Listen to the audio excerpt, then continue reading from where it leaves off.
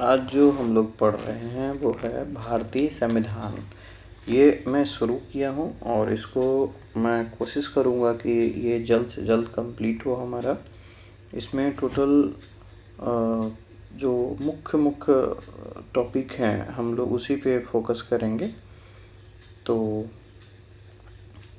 Nature of Indian constitution क्या है कि भारतीय संविधान दुनिया के कई देशों से लेकर बनाया गया है, जैसे कि ब्रिटेन, अमेरिका, आयरलैंड आदि, लेकिन इनमें अपनी अलग एक पहचान इन्होंने बनाई है। और समय समय पर इसमें संशोधन अमेंडमेंट्स भी होते रहे हैं, जैसे कि 42वां संशोधन 1976 में किया गया। यह जो था वो सबसे बड़ा बदलाव था। इसमें केशवानंद भारती केस 1973 में सुप्रीम कोर्ट ने कहा था कि संसद संविधान बदल सकती है, लेकिन मूल ढांचा जो बेसिक स्ट्रक्चर है उसको नहीं बदल सकती। ये इन्होंने सुप्रीम कोर्ट केशवानंद भारती के केस के तहत कहा गया था। उसको कहते हैं कि संविधान का मुख्य उद्देश्य क्या था। साइलेंट फीचर इसके हम लोग जानते हैं, जिसमें जो फंडामेंटल राइट्स है कि नागरिकों को दिए गए आवश्यक अधिकार, जैसे कि स्वतंत्रता का, समानता का, अभिव्यक्ति की, ये सारा। उसके बाद फिर लेंथ ऑफ कॉम्प्लेक्स यानी लंबा और इसका विस्तार दिया। दुनिया का सबसे लंबा लिखित संविधान है, क्योंकि इसके अंदर केंद्र और राज्य दोनों के नियम शामिल हैं। और इसमें जो विविध प्रभाव क्या है कि भाई डाइवर्स इन्फ्लुएंस है। इसमें कई देश की अच्छी बातें ली गई, जैसे ब्रिटिश संसद प्रणाली, अमेरिका पर न्यायिक समीक्षा आदि। इसमें पार्लियामेंट सिस्टम, संसदीय प्रणाली में भारत ने ब्रिटेन की तरह प्रणाली अपनाई है, जहां प्रधानमंत्री असली स्वीकृत रखते हैं और राष्ट्रपति केवल औपचारिक यानी नॉमिनल हेड है। फेडरल सिस्टम, संघीय व्यवस्था भी है हमारे देश में। और भारत में केंद्र और राज्य दोनों सरकारें हैं, परंतु केंद्र को अधिक शक्तियां दी गई है। किसको शक्तियां अधिक दी गई है? केंद्र को दी गई है।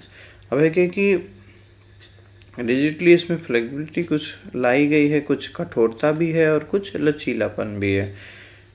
कुछ हिस्से आसानी से बदले जा सकते हैं, जो उसको हम लोग लचीला मानेंगे, और कुछ हिस्से ऐसे हैं जिसको कि थोड़ा विशेष प्रक्रिया के तहत बदले जाते हैं, तो उसको हम लोग कठिन मानेंगे। आर्टिकल 368 संविधान संशोधन की प्रक्रिया बताता है। कठोर और लचीलापन का मिश्रण यानी ब्लेंड ऑफ रिजिडिटी और फ्लेक्सिबिलिटी। रिजिड कॉन्स्टिट्यूशन यानी कठोर संविधान, यानी बदलने के लिए विशेष प्रक्रिया चाहिए। जैसे अमेरिका में बहुत है तो बहुत ही छोटा सा संविधान, लेकिन उसको बदलने में बहुत ज़्यादा टाइम लगता है, और वो कठोर है वो प्रक्रिया। लेकिन फ्लेक्सिबल कॉन्स्टिट्यूशन जो लचीला है वो है, जैसे कि ब्रिटेन का है संविधान, वहाँ कानून बदलना जो है थोड़ा आसान हो जाता है बाकी के देशों में। और इंडियन कॉन्स्टिट्यूशन दोनों का मिश्रण है, यानी वो फ्लेक्सिबिलिटी भी रखता है और रिजिडिटी भी रखता है। कुछ संविधान संशोधन बहुमत यानी स्पेशल मेजोरिटी से होते हैं। कुछ संविधान आधे राज्य की मंजूरी यानी रेक्टिफिकेशन से हो जाते हैं, और कुछ साधारण बहुमत यानी सिंपल मेजोरिटी से भी हो जाते हैं। इसके बाद है कि संसदीय व्यवस्था, लेकिन इसमें केंद्र प्रधान होता है। भारत में केंद्र और राज्य दोनों सरकारें हैं, परंतु केंद्र को ज़्यादा शक्तियाँ दी गई हैं।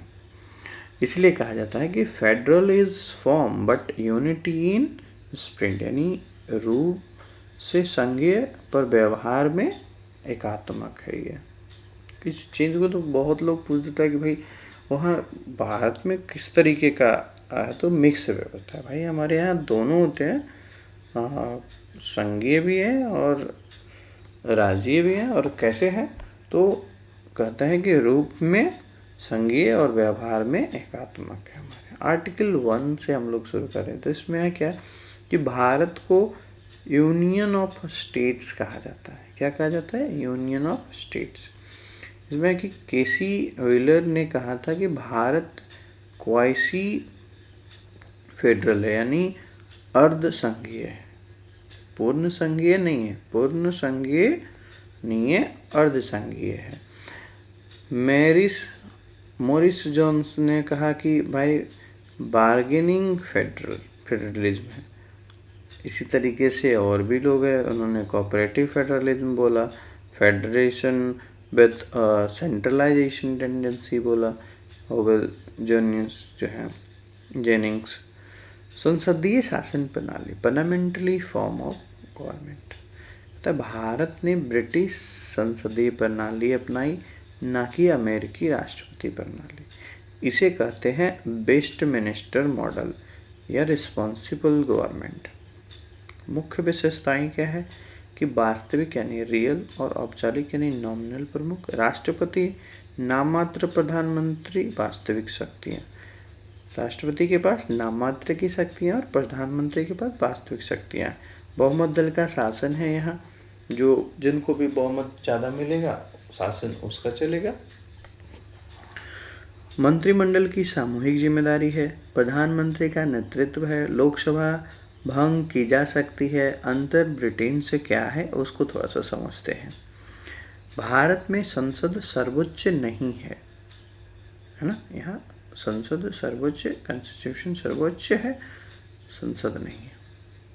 भारत में निर्वाचित राष्ट्रपति, ब्रिटेन में राजा रानी होते हैं और भारत में राष्ट्रपति होते हैं और जो निर्वाचित होते हैं। संसद की सर्वोच्चता और न्यायिक सर्वोच्चता का संतुलन है हमारे देश में। ब्रिटेन में संसद की सर्वोच्चता है, जो कि एक दिखाता है कि भाई वहाँ अलग है ये। अमेरिका में न्यायपालिका सर्वोच्च है, हमारे यहाँ ऐसा नहीं है। संसद को सर्वोच्च और न्यायिक सर्वोच्चता का दोनों को संतुलन किया गया है। किसी एक को स्पेशल पावर नहीं दिया गया कि भाई सिर्फ तुम ही जो हो। कॉन्स्टिट्यूशन हमारा उसमें सर्वोच्च है। वैसे स्थिति में भारत में दोनों का संतुलन रखा गया, मैंने पहले ही बोला। और इसे कहते क्या है, synthesis of parliamentary sovereignty and judicial supremacy. Article 21 में कहता है कि प्रोसीजर एस्टैब्लिश्ड बाय लॉ, यानी कानून के अनुसार प्रक्रिया का पालन होना चाहिए। तो इस तरीके से आज जो हमने अभी ये पढ़ा, उसके आगे नेक्स्ट टॉपिक में हम लोग पढ़ेंगे। और बेहतर है ये जल्द से जल्द जो है हम लोग मैं जो ये प्रिपरेशन आपको ये दे रहा हूँ, ये बहुत इम्पोर्टेंट होगा आपका झारखंड एपीओ में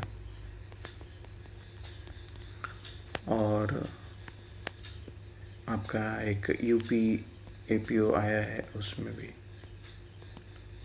ठीक है, मिलते हैं फिर।